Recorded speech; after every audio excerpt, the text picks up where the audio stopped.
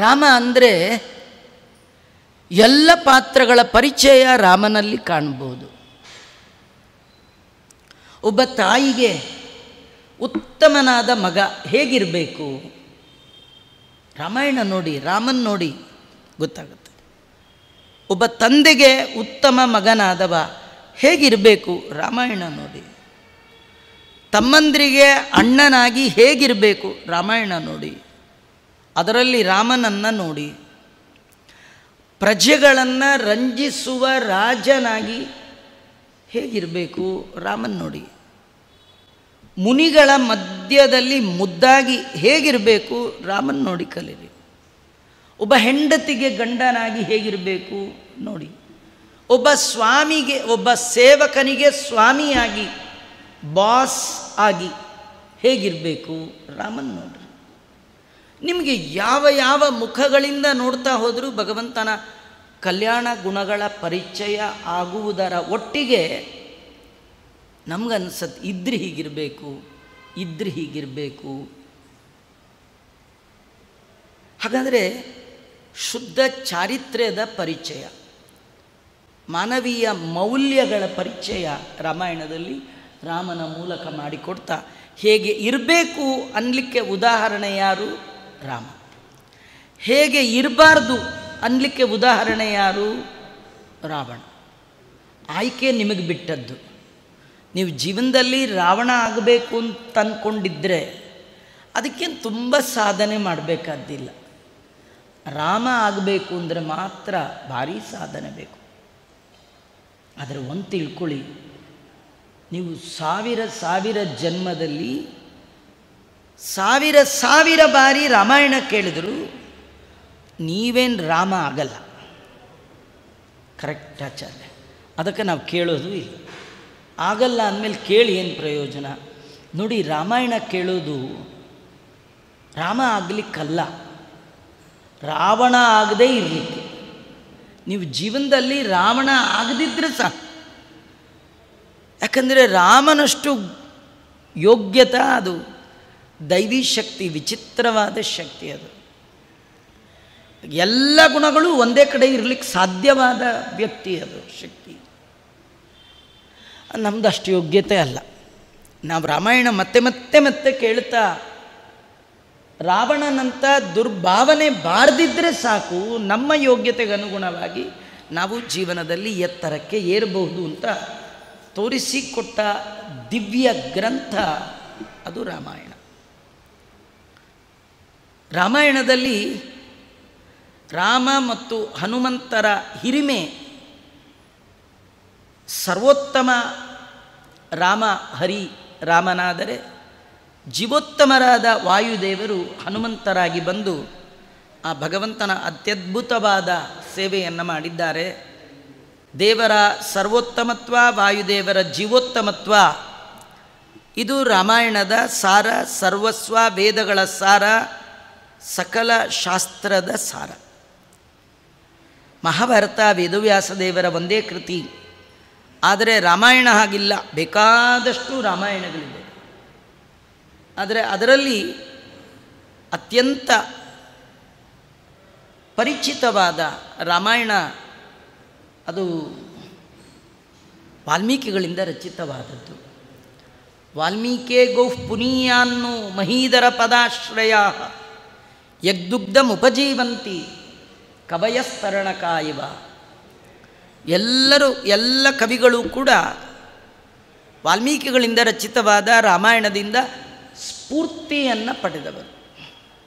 ವಾಲ್ಮೀಕಿ ರಾಮಾಯಣ ಅಷ್ಟು ರಸವತ್ತಾಗಿರ್ತಕ್ಕಂಥದ್ದು. ವಾಲ್ಮೀಕಿಗಳು ಈ ರಾಮಾಯಣವನ್ನು 7 ವಿಭಾಗಗಳನ್ನಾಗಿ, ಕಾಂಡಗಳನ್ನಾಗಿ ರಚನೆ ಮಾಡಿಕೊಟ್ಟಿದ್ದಾರೆ. ಅದರಲ್ಲಿ ಬಾಲಕಾಂಡ, ಅಯೋಧ್ಯಾಕಾಂಡ, ಅರಣ್ಯಕಾಂಡ, ಯುದ್ಧಕಾಂಡ, ಕಿಷ್ಕಿಂಧಾಕಾಂಡ, ಸುಂದರಕಾಂಡ, ಹೀಗೆಲ್ಲ ಬೇರೆ ಬೇರೆ ಇರ್ತಕ್ಕಂಥದ್ದು. ಅದರಲ್ಲಿ 5ನೆಯ ಕಾಂಡ ಸುಂದರಕಾಂಡ. ಕಿಷ್ಕಿಂಧಾಕಾಂಡದ ನಂತರ ಬರುವಂತಹ ಅಧ್ಯಾಯ ಸುಂದರಕಾಂಡ. ವಾಲ್ಮೀಕಿಗಳು ಒಂದೊಂದು ಕಾಂಡಕ್ಕೆ ಒಂದೊಂದು ಹೆಸರಿಡುವಾಗ ಈ ಕಾಂಡಕ್ಕೆ ಸುಂದರ ಕಾಂಡ ಅಂತ ಹೆಸರಿಟ್ಟಿದ್ದಾರೆ. ರಾಮಾಯಣದ ಇಡೀ ಸಾರ, ರಾಮಾಯಣದ ಇಡೀ ಸೌಂದರ್ಯ ಎಲ್ಲಿದೆ ಅಂದರೆ ಸುಂದರ ಕಾಂಡದ ಒಳಗಿದೆ. ಇಡೀ ರಾಮಾಯಣ ಒಂದು ಭಾಗ ಆದರೆ ಇಡೀ ರಾಮಾಯಣದ ಜಿಸ್ಟ್ ಸಾರ ಇರುವಂತಹ ಭಾಗ ಅದು ಸುಂದರಕಾಂಡ. ಈ ಸುಂದರಕಾಂಡ, ಇದಕ್ಕೆ ಸುಂದರಕಾಂಡ ಅಂತ ಯಾಕೆ ಹೆಸರು ಬಂತು? ಬೇಕಾದಷ್ಟು ಅರ್ಥಗಳನ್ನು ಮಾಡ್ತಾರೆ. ನಿಜವಾಗಿ ಈ ಕಾಂಡದ ಒಳಗೆ ಹನುಮಂತನ ಅತ್ಯದ್ಭುತವಾದ ವ್ಯಾಪಾರವನ್ನು ನೋಡ್ತೇವೆ. ಸಾಗರೋಲ್ಲಂಘನದಿಂದ ಆರಂಭ ಮಾಡಿಕೊಂಡು ಸೀತಾಮಾತೆ ಕೊಟ್ಟಂಥ ಚೂಡಾಮಣಿಯನ್ನು ರಾಮನ ಪಾದಕ್ಕಿಟ್ಟು ನಮಸ್ಕಾರ ಮಾಡುವಂತಹ ಪ್ರಸಂಗ, ಅಲ್ಲಿಯ ತನಕ ನಡೆದ ಒಟ್ಟು ಕಥೆಗಳನ್ನು ಸುಂದರಕಾಂಡ ಅಂತ ಕರೀತಾರೆ. ಈ ಕಥೆಯಲ್ಲಿ ಪ್ರಧಾನ ಹನುಮ. ನಿಜವಾಗಿಯೂ ಈ ಕಾಂಡಕ್ಕೆ ಹನುಮತ್ ಕಾಂಡ ಅಂತ ಇಡಬೇಕಿತ್ತು, ಅಥವಾ ಎಲ್ಲ ಕಪಿಗಳು ಸೇರಿ ಮಾಡಿದ್ರಿಂದ ವಾನರ ಕಾಂಡ ಅಂತನೋ ಕಪಿಕಾಂಡ ಅಂತನೋ ಏನಾರು ಇಡ್ಬೋದಿತ್ತು. ಆದರೆ ವಾಲ್ಮೀಕಿಗಳಿಗೆ ಯಾವುದು ಬೇಡ ಅನ್ನಿಸ್ತು. ಯಾವುದಕ್ಕೂ ಇಡದಂತಹ ಹೆಸರು ಇದಕ್ಕಿಟ್ಟಿದ್ದಾರೆ, ಸುಂದರ ಕಾಂಡ. ಅದೇನು ಸುಂದರ? ಸುಂದರ ಅಂದರೆ ಇಲ್ಲಿ 3 ಸುಂದರ ಇದೆಯಂತೆ. ಒಂದು ಸುಂದರ ರಾಮ, ಒಂದು ಸುಂದರ ಹನುಮ, ಒಂದು ಸುಂದರಿ ಸೀತಾ. ಈ 3 ಜನರಿಗೆ ಸಂಬಂಧಪಟ್ಟ ಕಥೆ ಆದ ಕಾರಣ ಸುಂದರ ಕಾಂಡ. ಸುಂದರನಾದ ರಾಮನ ಸುದ್ದಿಯನ್ನು ಸುಂದರಿಯಾದ ಸೀತಾ ಮಾತೆಗೆ ಸುಂದರರಾದ ಹನುಮಂತ ದೇವರು ಒಳ್ಳೆಯ ಸೌಂದರ್ಯದಿಂದ ಯುಕ್ತವಾಗಿ ಬಹು ಚೆನ್ನಾಗಿ ಏನು ಕೊಟ್ಟಿದ್ದಾರೆ, ಉಂಗುರವನ್ನು ಕೊಟ್ಟಿದ್ದಾರೆ. ರಾಮನ ಮಹಿಮೆಯನ್ನು ಸುಂದರವಾಗಿ ಸೀತಾಮಾತೆಯ ಮುಂದೆ ವರ್ಣನೆ ಮಾಡಿದ್ದಾರೆ. ರಾಮನ ಗುಣಗಾನವನ್ನು ರಾಮನ ಶತ್ರುವಾದ ರಾವಣನ ಮುಂದೆ ಸುಂದರವಾಗಿ ಗುಣಗಾನ ಮಾಡಿದ್ದಾರೆ. ಆದ ಕಾರಣ ಇದಕ್ಕೆ ಸುಂದರ ಕಾಂಡ ಅಂತ ಹೆಸರಿಟ್ಟಿದ್ದಾರೆ. ಸುಂದರಕಾಂಡದಲ್ಲಿ ರಾಮನ ಮಡದಿಯಾದ ಸೀತೆಗಾಗಿ ಹನುಮಂತ ದೇವರು ಮಾಡಿದ ಪ್ರಯತ್ನದ ಕಥೆ. ಈ ಕಥೆ, ಇದರ ಹಿನ್ನೆಲೆಯನ್ನು ನಾವು ಮತ್ತೆ ನೋಡಬೇಕು. ರಾಮಾಯಣ ಮೊದಲು ನಡೆದದ್ದು, ಆಮೇಲೆ ನಡೆದದ್ದು ಮಹಾಭಾರತ. ರಾಮಾಯಣ ತ್ರೇತಾಯುಗ, ಮಹಾಭಾರತ ಬಂದು ದ್ವಾಪರ ಯುಗ. ತ್ರೇತಾಯುಗದಲ್ಲಿ ಹನುಮಂತ ದೇವರು ರಾಮನಿಗಾಗಿ ಸೇವೆ ಮಾಡಿದ್ದಕ್ಕಾಗಿ ರಾಮ ಕೃಷ್ಣನಾಗಿ ಬಂದಾಗ, ಹನುಮ ಭೀಮನಾಗಿ ಬಂದಾಗ, ಭೀಮನಿಗೆ ರಾಜ್ಯಲಕ್ಷ್ಮಿಯನ್ನು ಕೊಡಿಸ್ಬೇಕು ಅಂತ ಕೃಷ್ಣ ಮಹಾಭಾರತದಲ್ಲಿ ತಾನು ಪ್ರಯತ್ನ ಮಾಡಿದ್ದಾನೆ. ಕೃಷ್ಣ ಮಾಡಿದ ಈ ಪ್ರಯತ್ನ, ಇದನ್ನು ಉದ್ಯೋಗ ಪರ್ವ ಅಂತಾರೆ. ಪಾಂಡವರಿಗಾಗಿ, ಪಾಂಡವರಲ್ಲಿ ಮುಖ್ಯನಾದ ಭೀಮನಿಗಾಗಿ ಕೃಷ್ಣ ಉದ್ಯೋಗ ಮಾಡಿದ. ಯಾಕಂದರೆ ಇದೇ ಭೀಮ ಹನುಮನಾಗಿದ್ದಾಗ ರಾಮನಿಗಾಗಿ ಉದ್ಯೋಗ ಮಾಡಿದ್ದ. ಈ ಕಥೆಯಲ್ಲಿ ನಮಗೊಂದು ಸಂದೇಶ ಇದೆ. ಸುಮ್ಮನೆ ಕಥೆ ಕೇಳಿ ಪುಣ್ಯ ಬಂತು ಏನು ಪ್ರಯೋಜನ ಇಲ್ಲ. ಎಲ್ಲೋ ಕಾಣಲಾರದ ಪುಣ್ಯ ಬಂತೋ ಇಲ್ಲೋ ಹೇಗೆ ಗೊತ್ತಾಗತ್ತೆ ನಿಮಗೆ? ಅಲ್ವಾ? ಗೊತ್ತಾಗಲ್ಲ ಅದು. ಈ ಆನ್ಲೈನ್ ಬರೋದಾದರೂ ಗೊತ್ತಾಗ್ಬಿಡುತ್ರಿ, ಆದರೆ ಪುಣ್ಯ ಬರೋದು ಗೊತ್ತಾಗಲ್ಲ. ಆ ಪುಣ್ಯಕ್ಕಿಂತಲೂ ಮುಖ್ಯವಾಗಿ ನಮ್ಮ ಜೀವನದಲ್ಲಿ ಅಳವಡಿಸಿಕೊಳ್ಳಲಿಕ್ಕೆ ಯೋಗ್ಯವಾದ ಗುಣಗಳನ್ನು ಈ ಕಥೆಗಳು ಸಾರ್ತಾ ಇದೆ. ಏನು ಕಥೆ ನೋಡಿ. ಹನುಮ ರಾಮನಿಗಾಗಿ ಉದ್ಯೋಗ ಮಾಡಿದ್ದಕ್ಕಾಗಿ ರಾಮ ಕೃಷ್ಣನಾಗಿ ಬಂದಾಗ ಭೀಮನಿಗೋಸ್ಕರ ಉದ್ಯೋಗ ಮಾಡಿದ. ಹಾಗಾದ್ರೆ ನೀವು ಅಷ್ಟೇ, ಈ ಜನ್ಮದಲ್ಲಿ ದೇವರ ಸಲುವಾಗಿ ಏನಾದರೂ ಮಾಡಿದರೆ ಮುಂದಿನ ಜನ್ಮದಲ್ಲಿ ದೇವರು ನಿಮ್ಮ ಸಲುವಾಗಿ ಏನಾದರೂ ಮಾಡ್ತಾನೆ.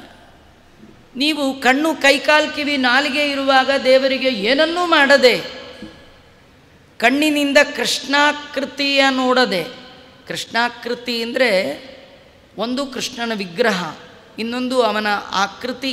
ಕೃತಿ ಅಂದರೆ ಗ್ರಂಥ. ಭಾಗವತ ಮಹಾಭಾರತವನ್ನು ಕಣ್ಣಿದ್ದಾಗ ನೋಡಬೇಕ್ರಿ, ನೋಡಿಲ್ಲ. ಕಿವಿ ಇದ್ದಾಗ ಕೇಳಿಲ್ಲ, ಕೈ ಇದ್ದಾಗ ಕೈ ಎತ್ತಿ ಮುಗಿಲಿಲ್ಲ, ಕಾಲಿದ್ದಾಗ ಪ್ರದಕ್ಷಿಣೆ ಮಾಡಲಿಲ್ಲ. ಹಾಗಾದ್ರೆ ಮುಂದಿನ ಜನ್ಮಕ್ಕೆ ದೇವರಂತ ನಿಂಗೆ ಯಾಕೆ ಕೊಡಲಿ ಇದೆಲ್ಲ? ಹಾಗಾದ್ರೆ ಈ ಜನ್ಮದಲ್ಲಿ ಸತ್ಕರ್ಮ ಮಾಡಿದರೆ ಯಾರು ಮರ್ತರೂ ಮರೀತಾರೆ ಮಾಡಿದ ಉಪಕಾರವನ್ನು, ಆದರೆ ಭಗವಂತ ಮಾತ್ರ ಮರೆಯದೆ ನಾವು ಮಾಡಿದ್ದಕ್ಕೆ ಮರಳಿ ನಮಗೆ ಆ ಭಗವಂತ ಕೊಡ್ತಾನೆ ಅನ್ನುವಂತಹ ದಿವ್ಯ ಸಂದೇಶ ಸುಂದರಕಾಂಡದಿಂದ ನಮಗೆ ತಿಳಿಸ್ತಾ ಇದ್ದಾರೆ. ರಾಮಾಯಣ ಯದ್ಯಪಿ ನಿತ್ಯ ಪಾರಾಯಣ ಮಾಡಲಿಕ್ಕೆ ಯೋಗ್ಯವಾದ ಗ್ರಂಥ, ಅಂತೆಯೇ ಮಂತ್ರಾಲಯ ಪ್ರಭುಗಳು 24,000 ಶ್ಲೋಕಗಳ ಈ ಬೃಹದಾಕೃತಿಯನ್ನು ಕೇವಲ 11 ಶ್ಲೋಕಗಳಲ್ಲಿ ಸಂಗ್ರಹ ಮಾಡಿಕೊಟ್ಟಿದ್ದಾರೆ. ಅದನ್ನು ರಾಮಚಾರಿತ್ರ ಮಂಜರಿ ಅಂತ ಕರೀತಾ ಇದ್ದಾರೆ. ಆಚಾರ್ಯರು ಕೆಲವೇ ಅಧ್ಯಾಯಗಳಲ್ಲಿ ತಮ್ಮ ಶ್ರೀಮನ್ ಮಹಾಭಾರತ ತಾತ್ಪರ್ಯ ನಿರ್ಣಯದ ಒಳಗೆ ರಾಮಾಯಣದ ನಿರ್ಣಯವನ್ನು ಮಾಡಿಕೊಟ್ಟಿದ್ದಾರೆ. ಈ ರಾಮಾಯಣದ ಒಳಗೆ ಸುಂದರಕಾಂಡ 50ಕ್ಕೂ ಮಿಕ್ಕ ಅಧ್ಯಾಯಗಳಿಂದ ಇರ್ತಕ್ಕಂಥದ್ದು. ಸಾವಿರಾರು ಶ್ಲೋಕಗಳಿದೆ, 50ಕ್ಕೂ ಮಿಕ್ಕ ಅಧ್ಯಾಯಗಳಿಂದ ಕೂಡಿದೆ. ನಿತ್ಯದಲ್ಲಿ ಪಾರಾಯಣ ಮಾಡಬೇಕು. 2 ಸುಂದರಕಾಂಡ ರಾಮಾಯಣ ಪಾರಾಯಣ ಮಾಡೋದರಿಂದ 2 ಫಲಗಳನ್ನು ನಾವು ಪಡಿಬೋದು. ಮುಖ್ಯವಾಗಿ ಕಳೆದ ವಸ್ತು ಸಿಗುತ್ತಂತೆ.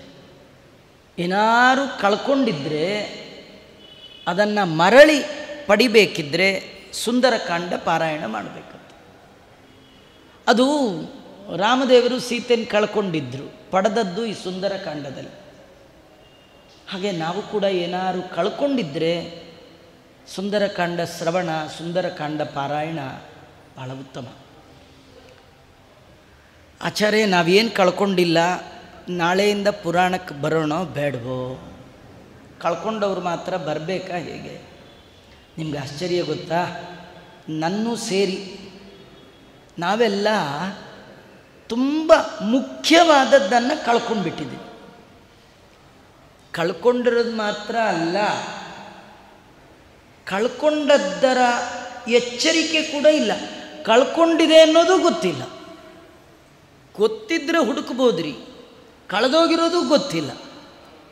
ಏನು ಕಳೆದಿಲ್ವೇನೋ ಅನ್ನೋ ಥರ ಇದ್ದೀವಿ ನಾವು. ನಿಜವಾಗಿಯೂ ಬಹಳ ಮುಖ್ಯವಾದದ್ದು ಒಂದು ಕಳೆದು ಹೋಗಿದೆ. ಏನು ಹೇಳಿ, ಏನು ಮಾಡಿದ್ರು ನಿಮಗೆ ಏನು ಹೇಳಿದ್ರು ಗೊತ್ತಾಗಲ್ಲ. ಏನು ಕಳ್ಕೊಂಡಿದ್ದೀವಿ ಗೊತ್ತಾ? ನಾವೆಲ್ಲ ನಮ್ಮ ಮನೆಯೇ ಕಳ್ಕೊಂಡ್ಬಿಟ್ಟಿದ್ದೀವಿ. ಎಲ್ಲಿ ಕಳ್ಕೊಂಡಿದ್ದೀವಿ ಆಚಾರ್ಯ? ದಾಸರು ಹೇಳ್ತಾರೆ, ಅಲ್ಲಿದೆ ನಮ್ಮ ಮನೆ, ಇಲ್ಲಿ ಬಂದಿರೋದು ಸುಮ್ಮನೆ. ಸುಮ್ಮನೆ ಮನೆಯನ್ನು ನಮ್ಮನೆ ಅಂದ್ಕೊಂಡು ನಾವಿದ್ದರೆ ಕೇಳ್ತಾರ? ಏನೋ 1 ಗಂಟೆ ಬೇಡ 2 ಗಂಟೆ ಇಲ್ಲಿ ಕೂತು ನಮ್ಮದು ಅಂತ ಅನ್ಬಹುದು. ಇಲ್ಲ, ನಮ್ಮ ಹೆಸರಿಗೆ ರಿಜಿಸ್ಟರ್ ಮಾಡಿಸ್ಕೊಡಿ, ಡೈಲಿ 30 ವರ್ಷದಿಂದ ನಾನು ಇಲ್ಲಿ ಪುರಾಣಕ್ಕೆ ಬರ್ತಾ ಇದ್ದೀನಿ ಅಂತ ಕೇಳಿದ್ರೆ ಯಾಕೆ ಕೊಡ್ತಾರ್ರಿ? ನಿಮ್ದು ಇದು, ನೀವು ಬಂದಿರೋದು ಸುಮ್ಮನೆ, ಇದು ನಿಮ್ಮನೆ ಅಲ್ಲ. ಹಾಗಾದ್ರೆ ನಮ್ಮನೆ ಯಾವುದು? ಭಗವಂತ ಕೊಡುವಂತಹ ಮೋಕ್ಷ ಇದೆಯಲ್ಲ, ಅದು ನಮ್ಮನೆ. ಕಳ್ಕೊಂಡ್ಬಿಟ್ಟಿದ್ದೀವಿ. ಪುರಾಣಕ್ಕೆ ಬಂದವರು ಪುರಾಣ ಮುಗಿಸಿ ಮನೆಗೆ ಹೋಗುವಾಗ ಚೂರು ಯೋಚನೆ ಮಾಡಿ, ನಿಮಗೆ ಮನೆ ಅಡ್ರೆಸ್ಸೇ ಮರ್ತೋದ್ರೆ ಏನು ಮಾಡ್ತೀರಿ? ಮನೆ ಅಡ್ರೆಸ್ಸೇ ಮರ್ತೋಯ್ತಪ್ಪ, ಎಷ್ಟು ಕಷ್ಟ. ಹಾಗಾದರೆ ನಾವು ಎಲ್ಲಿಂದ ಬಂದಿದ್ದೀವಿ ಅನ್ನೋದೇ ಮರ್ತೋಗಿದೆ. ಎಲ್ಲಿಗೆ ಹೋಗಬೇಕು ಗೊತ್ತಿಲ್ಲ, ಎಲ್ಲಿಂದ ಬಂದಿದ್ದೀವಿ ಗೊತ್ತಿಲ್ಲ, ಎಲ್ಲಿಗೆ ಹೋಗ್ಬೇಕು ಗೊತ್ತಿಲ್ಲ. ಹಾಗಾದರೆ ಇದು ಗೊತ್ತಾಗಬೇಕಾದ್ರೆ, ನಿಮ್ಮನೆ ನಿಮಗೆ ಸಿಗಬೇಕಾದ್ರೆ, ಅನಂತಾಸನವೇ ಮೊದಲಾದ ಆಲಯಗಳು ನಿಮಗೆ ಸಿಗಬೇಕಂತಾದರೆ ರಾಮಾಯಣದ ಸುಂದರಕಾಂಡವನ್ನು ಚೆನ್ನಾಗಿ ಶ್ರವಣ ಪಠನ ಇತ್ಯಾದಿಗಳನ್ನು ಮಾಡಬೇಕು.